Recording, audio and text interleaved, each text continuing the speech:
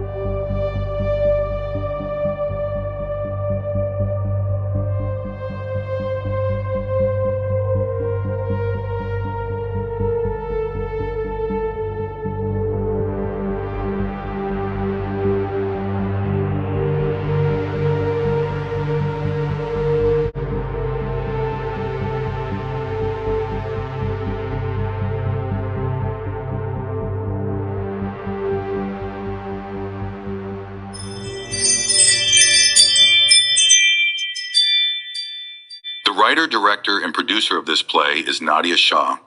This is her own copyright, Creative Revolution production. In this first episode, we see Ansha was reading a horror story in the morning, 8 a.m.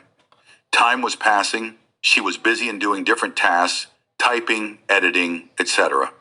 Around 5 p.m. in the evening, when she was reading again, she hears another knock and bell on her door. When she goes to check, she finds a surprise gift at her doorstep, a gift from an unknown place. She's surprised upon seeing her name on it. She brings the gift inside and takes it to her room downstairs. Excitedly, she begins to unwrap the package. Looking at the tags, her curiosity piqued by the strange tags attached to it. She grows even more curious and hurriedly opens the gift. Inside, she finds a beautiful farmhouse, her mind momentarily drifting from the questions of who sent it and why. But she was delighted by its charm. She falls in love with the beautiful little house. She clears her bedside table and places the house on it. In the next scene, where we see nighttime. As night falls, the weather turns stormy. We see Ansha goes to turn on the light. She hears someone calling her name. Ansha! In confusion, she looks around but brushes it off as her imaginations and returns to her reading table at 11:25 p.m. Ansha was studying her course book. During her reading, she hears her name twice this time. It was a voice of a girl who was calling her name. Now frightened, she closes her book and glances toward the farmhouse. It looked so real to her. She thought someone was calling out from inside it. She walks over to inspect the farmhouse and glances around, but finds nothing. She convinced herself that she must be tired and imagining things. She also thought that it could be the influence of reading too much of spooky stories, which are making her crazy. She decides to go to sleep. At midnight, the calling resumes persistently, but Ansha was so tired and half asleep, so she ignores it. But because of persistent voices, she briefly wakes up at midnight, 2 o'clock. She again inspects the farmhouse and looks around. She finds nothing. She turns to bed, drift back to sleep. At 3 o'clock, the farmhouse reveals its true nature. That house was actually a dwelling of naughty ghosts and spirits. In her half-sleep state, Ansha senses something happening, but she feels almost as if she's in a trance.